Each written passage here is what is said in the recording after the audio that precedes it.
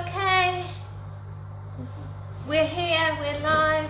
Let's hopefully Stephanie can join.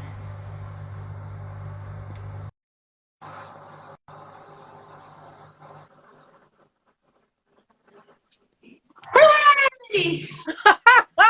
Well, that was a lot easier, wasn't it? My God. That was absolutely horrendous. I'm so sorry, Steph. No, it's hilarious. I'm killing myself laughing, thinking we should record this as a video of how not to go live with the pair of us going, can't hear you. It's just hilarious. I prepped myself. Yeah. I did a trial with a friend because I didn't want to disturb you, and everything was fine. And I thought, oh my Lord, I didn't even prep my studio so Steve didn't have to see my windows. Oh, bless. Do you know what I think? It's something to do with the formats that, you know, going landscape and going portrait. And I think also lots of people are having problems with Facebook. So let's blame Facebook, Sammy. It wasn't us. Absolutely, definitely not us. Anyway, how are you, my lovely? Yes, I'm fine. Monday morning, is it Monday? God, I've lost track because it's that day again, Sammy. It's the day that the tax return has to be in. No. Okay, update here. The Inland Revenue put out a notification. You've actually got to the 28th of February this year. What, again? This year, to 28th of February, but you will have to pay a little bit of interest. So, for example, if you've got a 10 grand tax bill, you'll pay £20 on top if you get it in late. Shall I give you a shock? I've already done the return. I'm just going to upload it this morning. Oh my goodness, I want to tell everyone, Stephanie never does it like that. She does it like 1 minute to midnight. Yeah. So you are a new woman. I know. How amazing is that? We finished it yesterday. Steve and I were saying, like, this is what it is. We're going to put it up, this, that, and the other. And I said, I'll wait till tomorrow and make sure it's all right. And then I was like, oh my God, you know, heart attack. So, Stephanie, we've had an absolute fabulous month following you and following all the work you've been doing. I have learned so much, and reading the comments that other viewers have been putting in when they've watched your videos or seen your lives, everyone is really quite fired up by the amount of work you put in before you even get your needle and your fibre and start putting it together. I just thought it was amazing, absolutely amazing. I've loved it because I've always found it quite difficult to actually communicate all of that, and it's given me a brilliant month to be able to put that together and actually having everybody's reactions like that. So you think, oh, that's good, people like that, or I'll put that up this time and we'll see. And what's been really lovely is I've said I'll go over to my own page, obviously from tomorrow, and if people want me to, I will carry some of it on. And they've said yes. So you think, brilliant, that this is now, and it's sorted it out for me as well. It's obviously, you know, brushed off when it comes to the accounts as well, the whole prepping business and writing things. Out of this whole month, what's the one thing that you've enjoyed the most?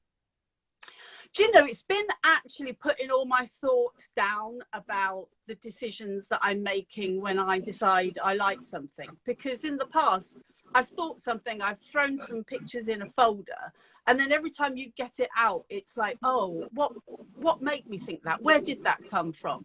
So putting together those presentations of actually saying, right, these are the ones I'm thinking about, this is why I've thought that, this is where I was, it's all in one place. And it's just helped me. And now, when, like, for instance, I did the Red Panda one, which I haven't started yet. But if suddenly today I go, do you know, I think I'll start the it's all there. Every bit of it is there, and I can just start, rather than, oh, now I'm going to spend half a day trying to figure out where was I, gosh, the armature and everything. I'm ready to go. And it's just, it's brilliant. It's really, really helped me. And so I've loved that. Loved it. Yeah, I mean, that's one of the things that I really enjoyed, was seeing how your thought process all sort of came together, because other sculptors that I know, they say, oh, well, I just go and I feel the clay and it's whatever the clay does, or I feel the stone and I'll take, I can understand that part of it. And so I was thinking maybe you were working in a sort of a similar way. You knew the animal that you wanted, but I didn't actually realise until I met you and started speaking to you, the absolute depth of detail you go into. So when someone sees the finished sculpture, what some people won't realise until they speak to you is the fact that you have got every muscle under there. You've got everything mapped out. Yeah. And it is so beautiful. And that's why your creations are just so beautiful. But I think I said to you and the Blooms girls a while ago, it's like your sculptures have literally walked out of the Garden of Eden.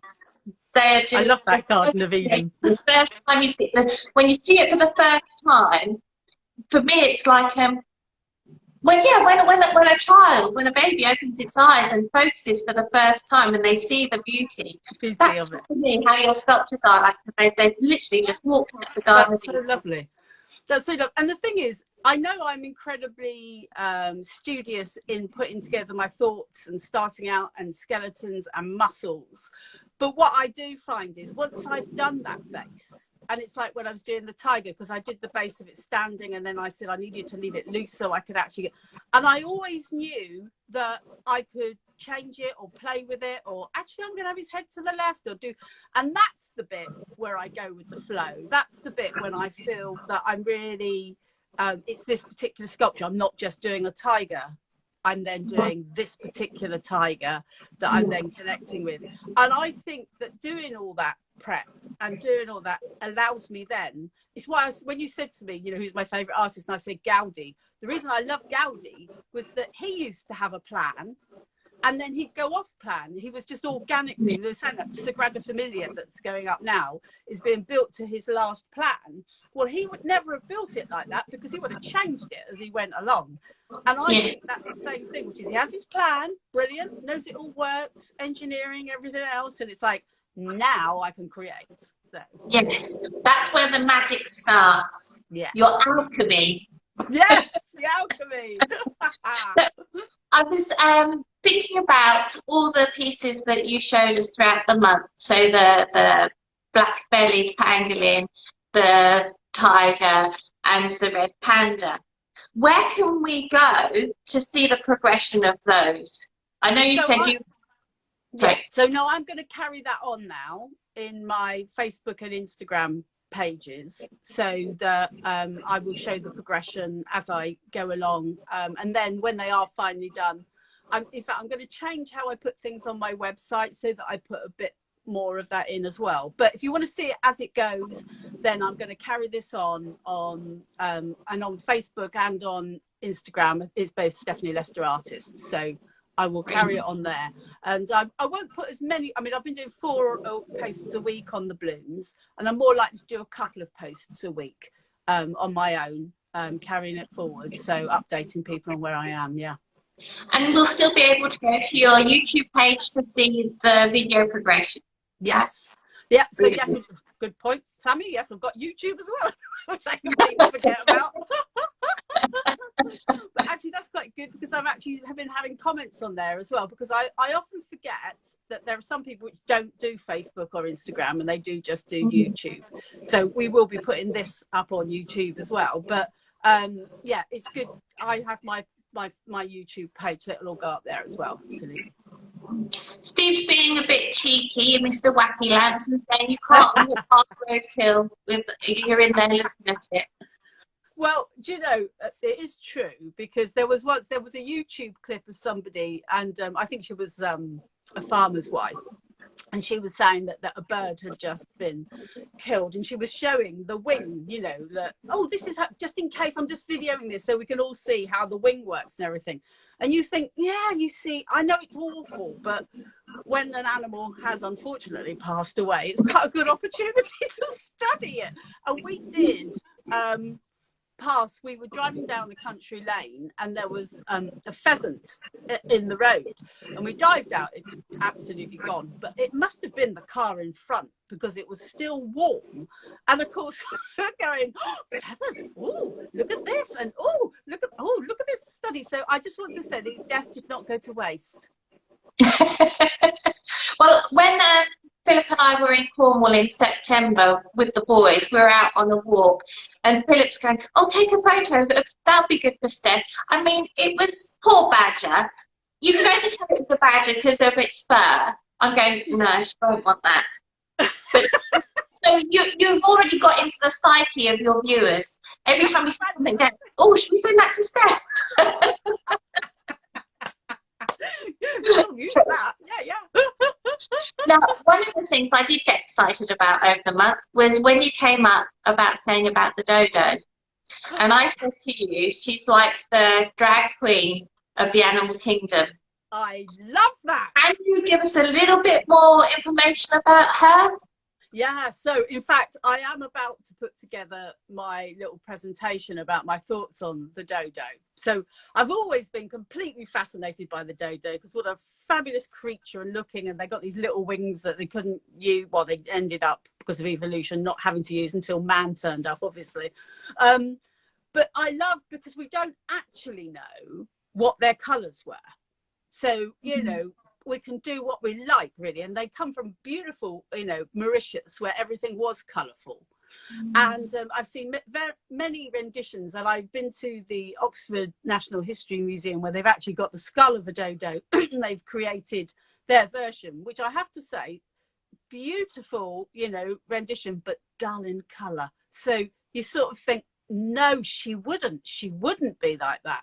And I have actually, my inspiration for my colour now is coming from a cushion, would you believe? But my friend sent me a picture of a cushion that she loved, which is a very expensive cushion from a very expensive company, but it's glorious with, in fact, the colours behind me, pinks and turquoises and blues. And she, yeah. So I mean, by the sea, Mauritius, of course she would be beautiful. And when you there's no way an animal in such a beautiful place wouldn't have picked up its environment. Wouldn't it be grey? They keep saying it's grey. Wouldn't it be grey? I mean, oh my God. No, it wouldn't be grey. Absolutely not. It would be sparkling silver maybe, but not grey. So when you said your description of the drag queen of the bird world, I thought, yes. And she completely came into my mind at that point. And so I'm like, yes, I'm ready now to put together my thoughts in my, you know, presentation of this is going to be my dodo. Because I already got the skeleton pictures and everything like that. It was just, I was still undecided, you know, and I've sort of been dabbling with a little bit of gold and things like that. And you kind of think, oh, there could be a bit of, you know, or even I got some real bronze leaf from this company. It looks like rose gold, actually. It's gorgeous. And you sort of think, yeah, I can imagine that going somewhere, because I'm going to use a bit of 14 karat gold on my pangolin. Fabulous. I can't wait to see the finished results of all the animals that you've introduced us to. But it's not just the animals you're introducing us, it's also their backstory, which I love as well. You know, and I think it gives, as the viewer, for me, it gives me more of a connection to the animal you're creating, and sort of like I can take a little bit of what's the word, ownership over that animal as well. So you're like, here's my story. Do you want to add a paragraph, sort of thing? Yeah, absolutely. Yeah, over to you. Absolutely. No, I do love that part, you know, not just from a, you know, studio's point of view, but learning about, you know, it's like the red pandas where everyone thinks panda, giant panda, you know, unrelated. And of course, once you find that out, you go, really? And you start, you know, going into it. And I find that quite exciting. And it's funny, I wasn't a studious child at school at all, but if they taught things like that, you know, by telling you, did you know that, then, you know, you'd be much more excited about it. And that excites me. So for the rest of this year, what have you got in the bag that you can share with us? Whether it's with mates or where I'm going, what I'm doing? A bit of everything. Yeah. So my map this year with regards to where I will be and what I'm doing is, as we've mentioned, we've got the Temporary Art Fair in March, but we've also got, and you'll be there, the Contemporary Art Fair in September, which are both at Sandown Park. Really looking forward to that. And I am very excited about that show because, number one, it's the first art show I've done. And in fact, I've just this week been designing my stand because I've got a very small stand to just put my pieces on, but I've found some new plinths and things which I'm very excited about. Anyway, so yeah, planning that. But then we've got the Bloom show, which is at the end of April, beginning of May. So that, but in between there, I've also got the David Shepherd Wildlife Fund competition, which I enter. And in fact, what I decided to do at the beginning of the year was all of their headings that they have in all the categories. I looked in all of those categories and thought, what in there inspires me, not just for the competition, but for in general what I was doing. And that was when I started planning out, thinking, right, with a view to doing the Blooms month, I was thinking, right, plan out, Steph, you know, what things will you be doing under those headings? Because I shall be entering it again. I'll be entering more categories than I did last time. But it's really weird. Last year I did it, and the moment I did it, I said, I feel like I've won. And I realised afterwards it was because of what it gave me in the motivation, and I teared up every time I thought about Thetis and what it had done to me. And I realised that it was the entering of the competition and being inspired by the work that they do, which is why I thought I'd won. And so I thought, brilliant. So I'm going to do that again this, because it's all about the animals.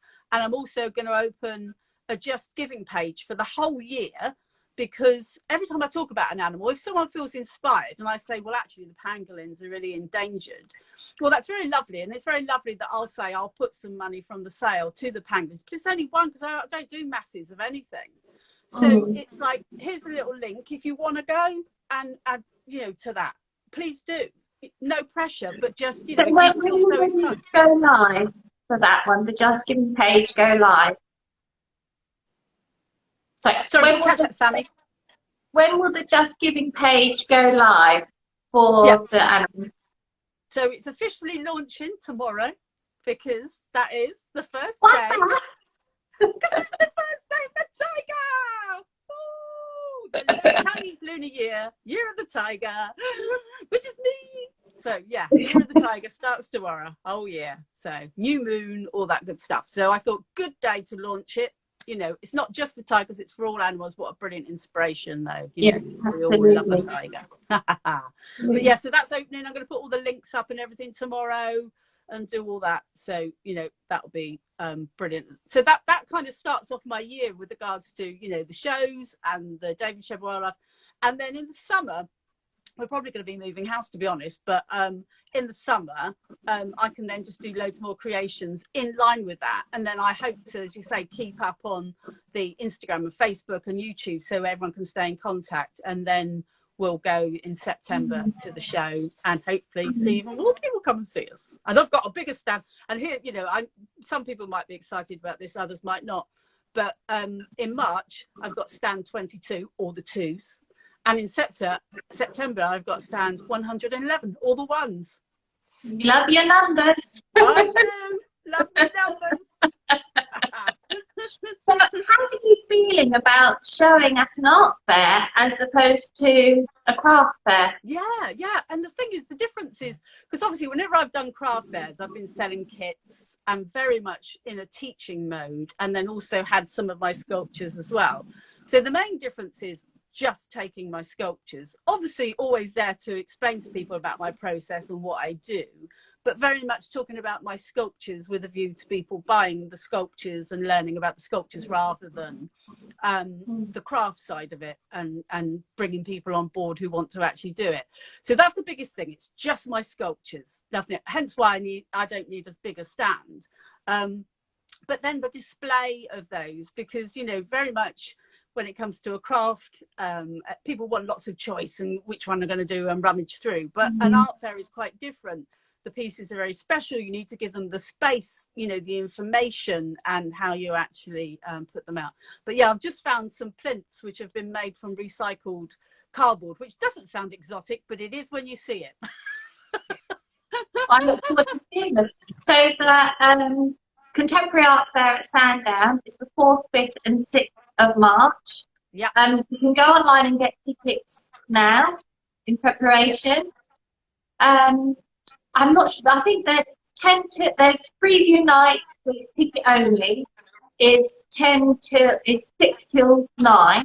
Yeah, I think. on the Friday, 6 to 9 On on the Friday. Friday, yeah. And then on Saturday it's 10 till 6 and the Sunday 10 till 5. Yeah, there you go. Perfect. And I do believe that I will have some tickets to give away for that, which I will do on my page next month. Fabulous. Brilliant. Excellent. Yeah, so yeah, that's exciting. Sorry, I wrote my notes down and I stuck them behind me in my studio. I'm be all professional, like Steve said. Steve gave me just the pointers and now I've got to look at my countertop. That's all right. That's all right. I do it all the Very time. quickly go through what I've done. Dodo, yeah, enjoyable for the month. What's in store? I did. That's practically all my questions. No, you finished all your questions. Oh my God. I know, it's very, but it was, what I really want to say is that it's just been such a fabulous month. You have given us so many ideas that we can snaffle away and use it to win Rural Artist of the Month. Cool. But we do have, starting tomorrow, Julie Raffles, or Imported Wax Artist, who will be our Artist of the Month. So you'll be able to take a little bit of a breather. Yes. Not be so full on. I have to say, I thought it was hilarious because Steve and I were talking about it last night, which was I was first, Julie second. And in the Blooms, Julie and I are known as Last Minute Charlies, lastminute.com, Get In by the Skin of Our Teeth. And we're first. And I thought, well, that's right, isn't it? Because it wouldn't have mattered if you said I was in September. I still wouldn't have done any prep.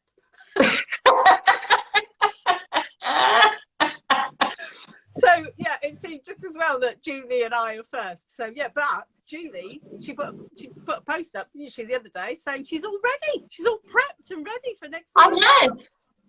I'm looking forward to it. I love encaustic wax. I never really knew about it until I met Julie, and I can't wait for her month to tell us even more about it. Yeah, no, it's going to be really exciting. I'm looking forward to that too.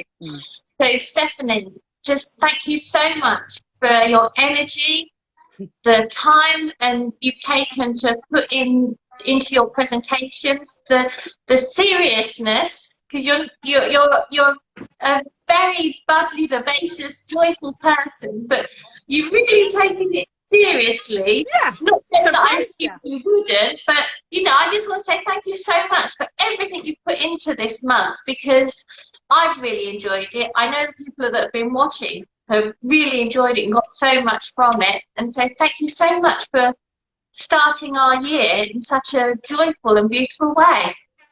Loved it. Loved the opportunity. It's been a really brilliant opportunity. And I just say to all the artists, it's an opportunity to be taken, because I've learned so much and actually been fed so much back from the people who have watched and everything, and the feedback, as I say, that I've had about what I should be sharing or not, and I will continue to do that. So yeah, it's like always, you get out what you get in, but nevertheless, it's been brilliant. Thank you. Thank you for organising it, Sammy. Other than my technical blunder this time, and then at the beginning, when all you could hear was, well, no one could hear anything except, well, we could hear each other. We had a nice time.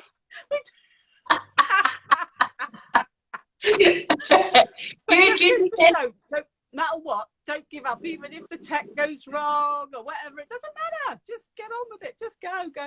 Yeah.